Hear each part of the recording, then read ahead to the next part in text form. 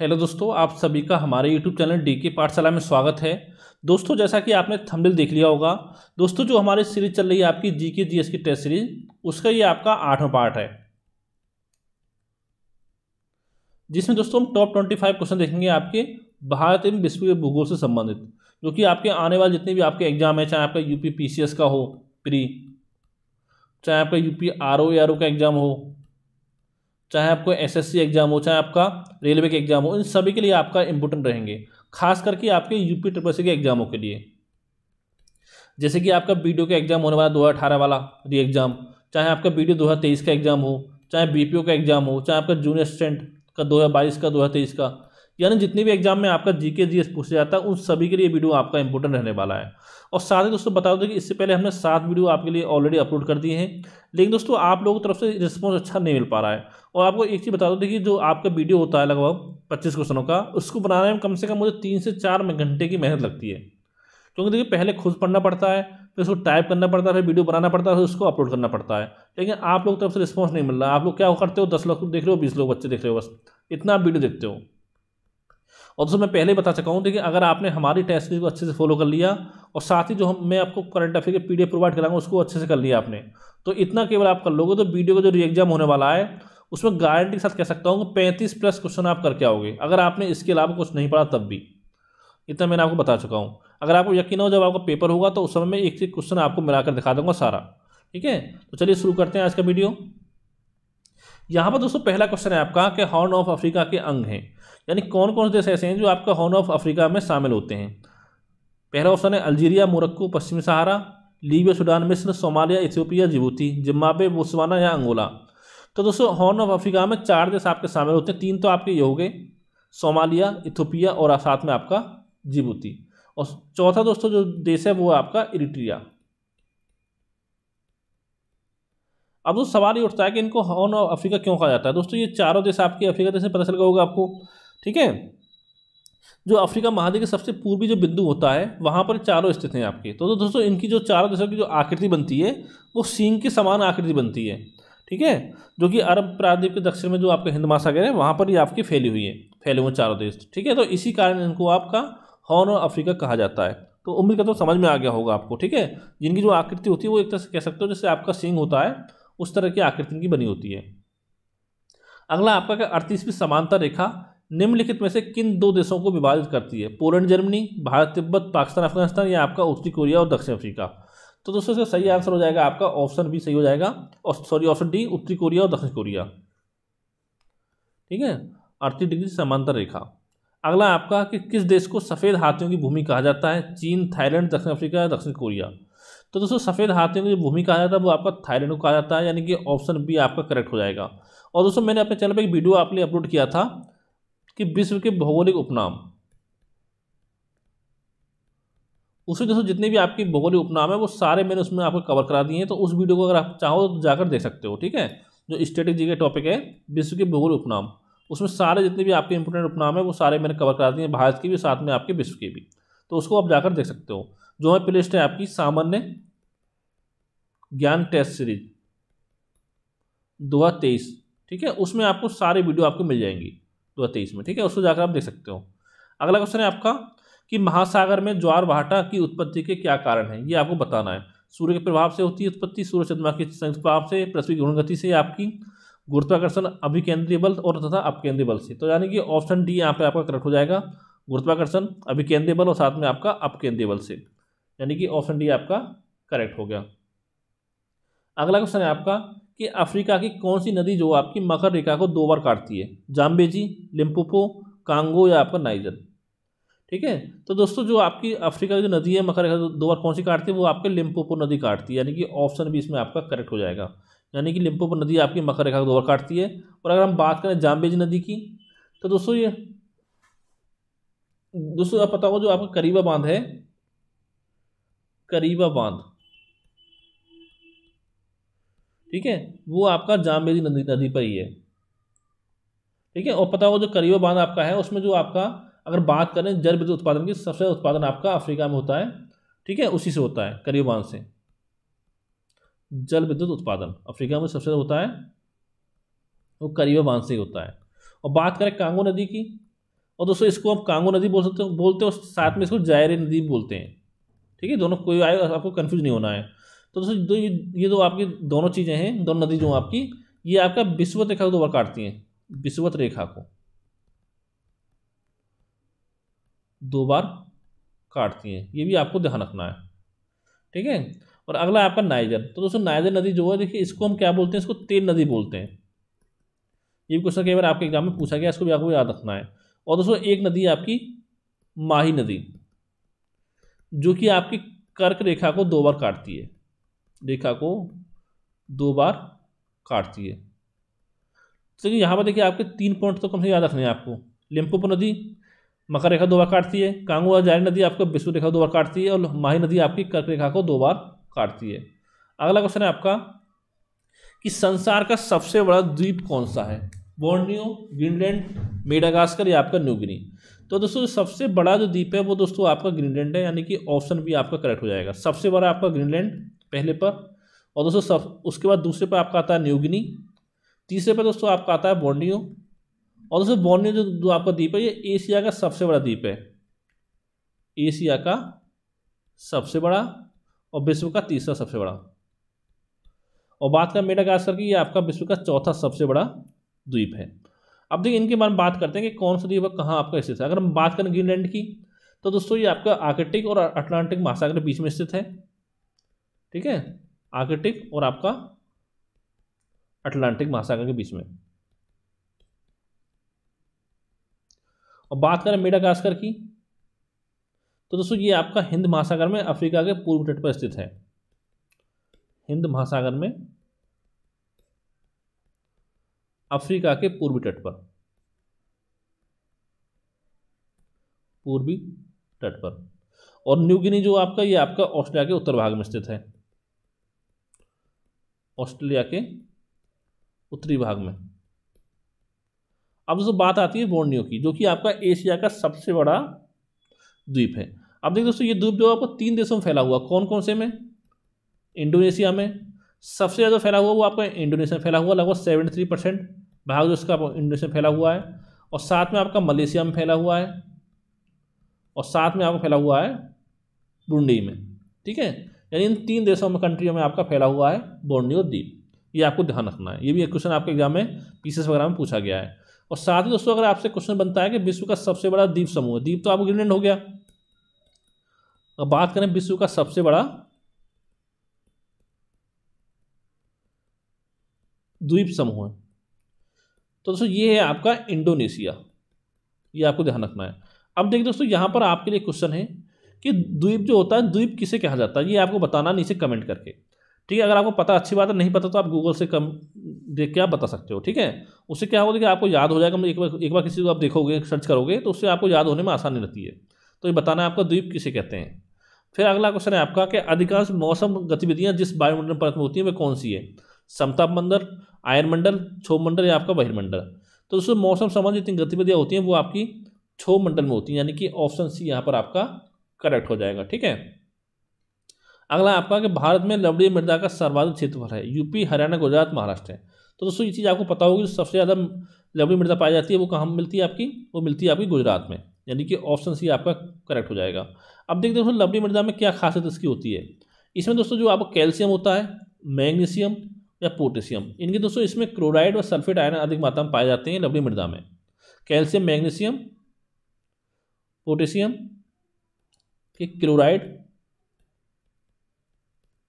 एवं sulphate ion, ठीक है, इसमें अधिक मात्रा में पाए जाते हैं लवणीय मृदा में। ये चीज़ आपको ध्यान रखनी है, ये क्वेश्चन आपके एग्जाम में बन सकता है।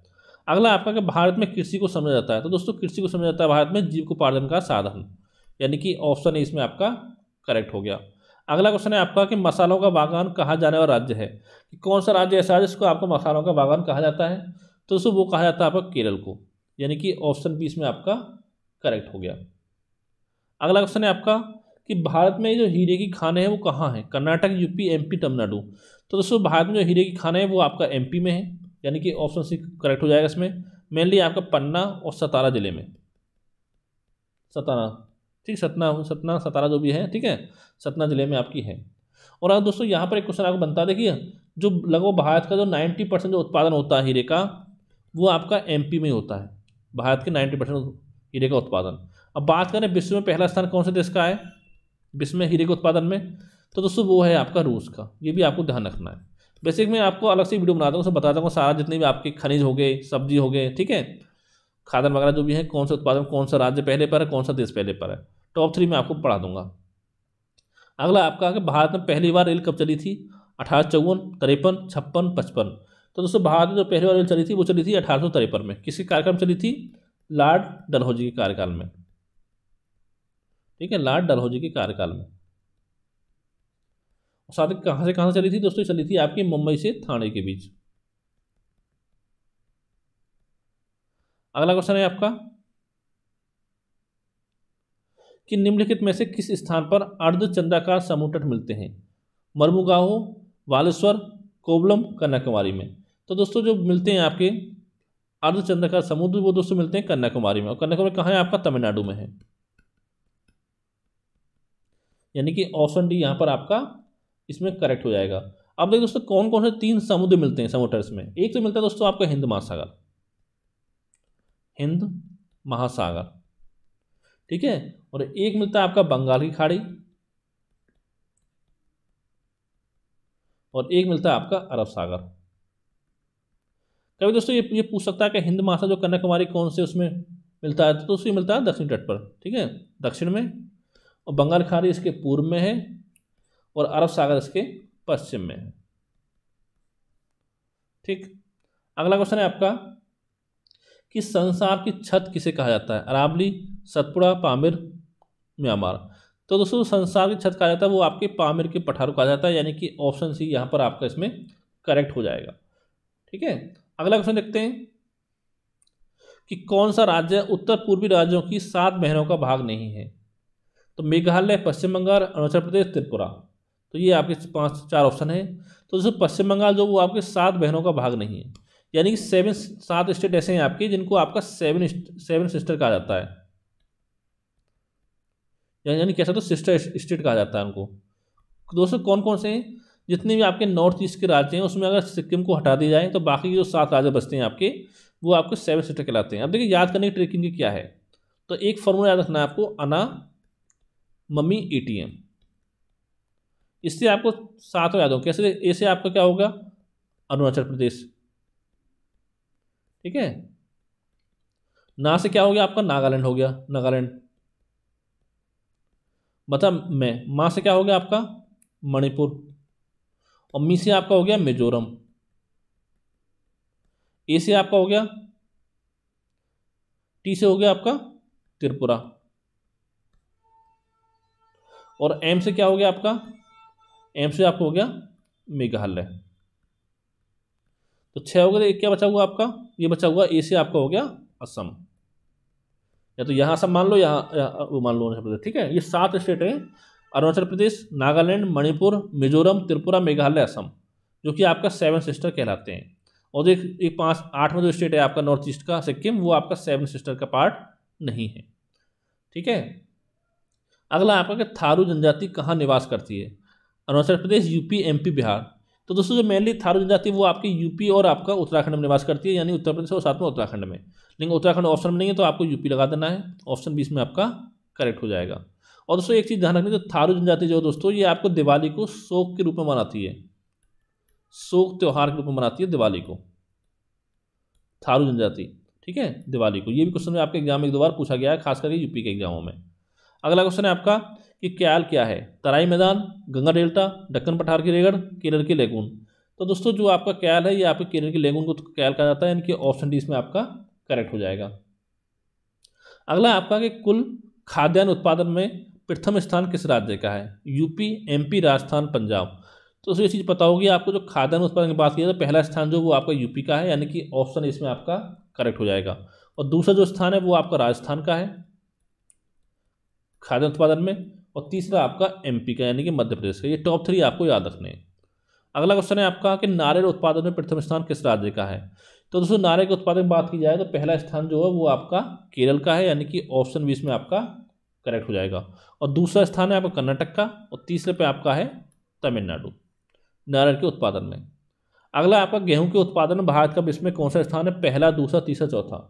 तो उसको पता ही होगा आपको गेहूं के उत्पादन में भारत का विश्व में दूसरा स्थान है, यानी कि ऑप्शन भी करेक्ट हो जाएगा। पहला स्थान किस देश का है इसमें? पहला स्थान है आपका चीन का।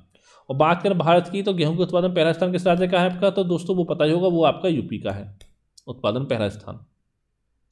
ठीक है, गेहूं के उत्पादन पहला स्थान यूपी का है। और बात करें दूसरा स्थान, दूसरा आपका एमपी का है वर्तमान में, तीसरा आपका पंजाब का है। अगला क्वेश्चन है आपका कि कोयले के उत्पादन में भारत के किस राज्य का प्रथम स्थान है? छत्तीसगढ़, झारखंड, उड़ीसा, गुजरात। तो दोस्तों कोयले के उत्पादन में जो बात करें तो पहले स्थान पर है आपका छत्तीसगढ़, यानी कि ऑप्शन ए इसमें आपका करेक्ट हो जाएगा। पहले पे छत्तीसगढ़ है, दूसरे पे दोस्तों आपका उड़ीसा है, उड़ीसा, और तीसरे पे आपका झारखंड है। दोस्तों ये भी इंपॉर्टेंट है कि कोयला के उत्पादन में कौन सा स्थान है, कई बार एग्जाम में आपको पूछ लिया जाता है। और बात करें अगर इसके भंडारण की, भंडार में, ठीक है, तो दोस्तों पहले स्थान पर इसमें आपका आता है झारखंड भंडार में, दूसरे पे आपका आता है उड़ीसा, और तीसरे पे आपका आता है छत्तीसगढ़। मतलब यहाँ पे ध्यान रखना है कि यहाँ पे आपका इंटरचेंज होता है। ठीक है, उड़ीसा दोनों में दूसरे पे है, यहाँ पर झारखंड तीसरे पे, तो यहाँ झारखंड पहले पे आ गया।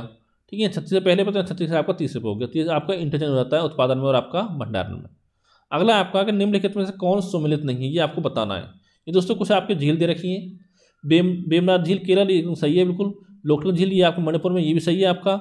डल झील दोस्तों ये आपकी उड़ीसा में नहीं, ये आपकी जम्मू कश्मीर में है।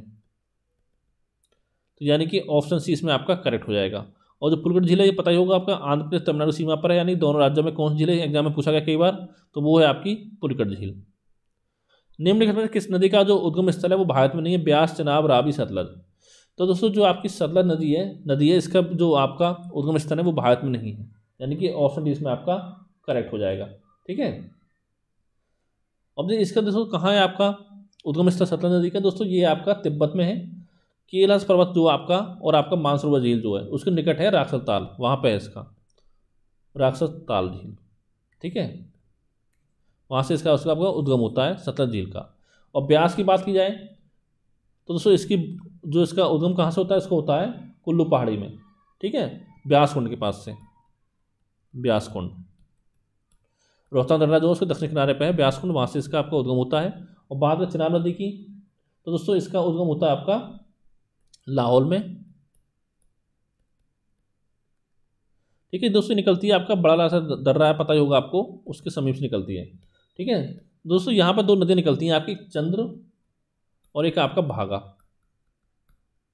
ठीक है, इन दो नदियों के रूप में निकलती है आपकी चिनाब नदी, और बाद में जाके इसका नाम हो जाता है आपका चिनाब। ठीक है, और बात है रावी नदी की दोस्तों ये निकलती है आपकी हिमाचल प्रदेश के कांगड़ा जिले में। ठीक है, ये भी आपके रोहतांग दर्रे के समीप से निकलती है रावी नदी। ठीक है, अगला क्वेश्चन देखते हैं आपका कि 1903 में भारतवर्ष की प्रथम चीनी मिल स्थापित की गई थी, प्रतापगढ़ में, प्रतापपुर में, मवाना में या बलरामपुर में? तो दोस्तों ये स्टार्ट की गई थी आपकी, शुरू की गई थी पहले चीनी मिल प्रतापपुर में, ऑप्शन बी करेक्ट हो जाएगा। अब ये कहाँ है दोस्तों, ये आपका पता होगा यूपी में है, तो यूपी में आपके देवरिया जिले में है, देवरिया जिले में। ठीक है, गोरखपुर मंडल के। अगला आपका नीलांग घाटी किस राज्य में स्थित है? हिमाचल प्रदेश, सिक्किम, जम्मू कश्मीर, उत्तराखंड। तो दोस्तों नीलांग घाटी जो दोस्तों ये आपकी उत्तराखंड में स्थित है, यानी कि ऑप्शन डी आपका करेक्ट हो जाएगा। और साथ में एक चीज़ आपको ध्यान रखनी है, जो आपकी नीलांग घाटी है इसको आपका उत्तराखंड का लद्दाख कहा जाता है। ठीक है, इसको उत्तराखंड का लद्दाख आपका कहा जाता है, का लद्दाख। क्वेश्चन बन सकता है कि उत्तराखंड का लद्दाख किसे कहा जाता है, तो वो कहा जाता है नीलांग घाटी को। तो दोस्तों इसमें टॉप 25 जो इंपॉर्टेंट क्वेश्चन है वो आपके सॉल्व कराए हैं। उम्मीद करता हूँ वीडियो आपको पसंद आया होगा। अगर दोस्तों वीडियो देखने के बाद कोई आपका सवाल है या कोई डाउट है तो नीचे कमेंट करके आप पूछ सकते हो। और साथ ही अगर आपको वीडियो पसंद आए तो वीडियो को लाइक करें, चैनल को सब्सक्राइब करें और अपने दोस्तों के साथ वीडियो को शेयर करना ना भूलें। Thank you for watching.